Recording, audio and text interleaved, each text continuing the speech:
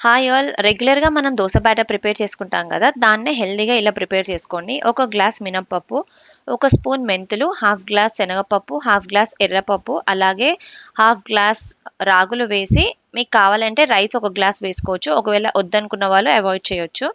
దీన్ని నీట్‌గా ఒక 2 టైమ్స్ వాష్ చేసుకొని 6 అవర్స్ పాటు నానబెట్టేసుకోండి. రైస్ వద్దనుకున్న వాళ్ళు మీరు బ్రౌన్ రైస్ గానీ, బ్లాక్ రైస్ గానీ యూజ్ చేసుకోవచ్చు. తర్వాత గ్రైండ్ చేసుకున్నాక ఓవర్ నైట్ బయట పెట్టేయండి. ఇలా మంచిగా ఫర్మెంట్ అవుతది. ఇప్పుడు వీటిని దోస బ్యాటర్‌లో కొంచెం సాల్ట్ వాటర్ వేసుకొని దోసలు వేసేసుకుంటే చాలా క్రిస్పీగా వస్తాయి.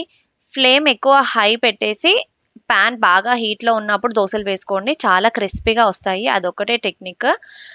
మీకు స్పాంజీ దోస కావాలంటే కూడా సేమ్ బ్యాటర్ ఫ్లేమ్ అనేది కొంచెం లోలో పెట్టుకోండి. స్పాంజ్‌గా వస్తాయి.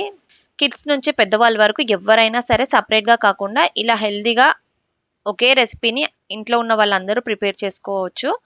Thanks for watching. Subscribe to my channel for more such recipes.